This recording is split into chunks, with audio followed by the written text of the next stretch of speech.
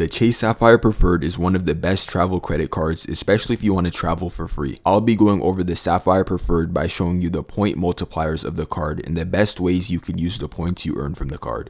By the end of the video, you'll know if the Sapphire Preferred is the right card for you or if you should avoid it. The Sapphire Preferred comes with an annual fee of $95, but you do get 75,000 bonus points after you spend $4,000 on purchases in the first 3 months from account opening. You can redeem the 75,000 points for $750 in cash or a little over $900 for travel. So that's why the amount you get from the sign-up bonus alone covers the annual fee.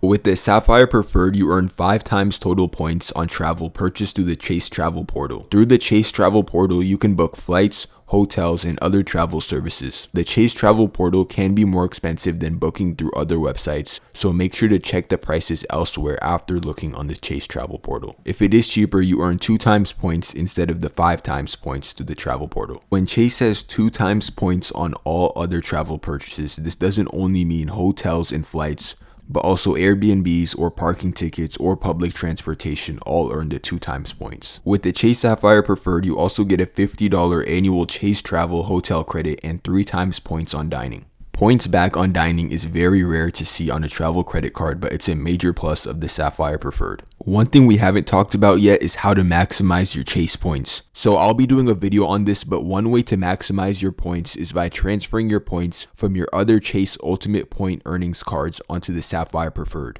After you do this, you can transfer those points onto travel partners. So this means if you have the Chase Freedom Unlimited, instead of getting 1 cent per point for travel, you can transfer it onto your Sapphire Preferred and get 1.25 cents per point. You can get 1.5 times points by using the Chase Sapphire Reserve, but if you want to learn more about maximizing your Chase points, make sure to subscribe to the channel since that video will be coming up soon. So back to the Sapphire Preferred card, we can see here that you get 3 times points on online grocery purchases. This excludes Target, Walmart, and wholesale clubs, but you can use this benefit by placing an order online for pickup or delivery. You also get 3 times points on select streaming services, and this covers Hulu, Netflix, Apple Music, Disney, and many more. This all comes with no foreign transaction fee.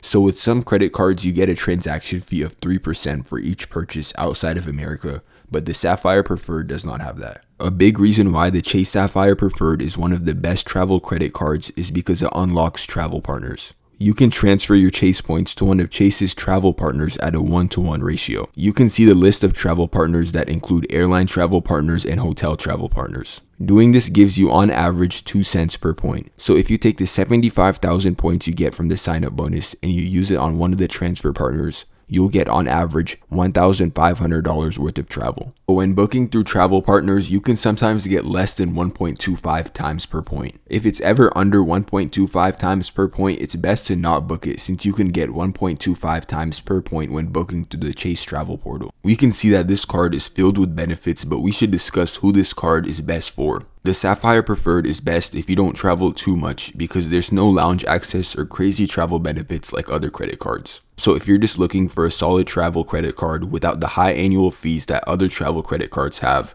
the Sapphire Preferred is the perfect card for you. The card only has an annual fee of $95, but just from the sign-up bonus alone, you get a minimum of $750 at the time of this recording. But that all depends on how you want to use the points. Also, this card pairs extremely well with the Chase Freedom Flex or the Unlimited, since you can transfer your points like we discussed earlier. If you're more of a frequent traveler, I would go with the Chase Sapphire Reserve. Although the Sapphire Reserve has a high annual fee, you get 1.5 times per point towards travel instead of the 1.25 points with the Sapphire Preferred. So this means if you have the Chase Freedom Flex or Unlimited, you can transfer your points to the Sapphire Reserve and earn more for travel purchases. That's why I recommend getting one of the Chase Freedom cards if you're getting one of the Sapphire cards. That's because you can transfer the points to get more for travel. One thing to watch out for before applying is the 524 rule that Chase has. So this means if you open 5 or more credit cards in the last 24 months, you'll get automatically denied. The Chase 524 rule is not an official rule stated by Chase, but a spokesperson from Chase has said that customers who open multiple cards in less than 24 months might get declined. Credit cards that you didn't get approved for don't count towards the rule, and student loans, auto loans, or mortgages don't count. The 524 rule doesn't apply to some business credit cards, but make sure to know which ones do count towards it. For example, most Capital One, Discover, and TD Bank cards count towards the 524 rule since those banks report business cards to personal credit reports. But to have the best chances of getting approved, you want to have some type of history with Chase. So whether you have a savings account or a checkings account or even better, another credit card with Chase, having these ties with Chase makes it easier for them to trust you and get approved for the card. Also, if you do want to get approved for this credit card, try to have a credit score of at least 700.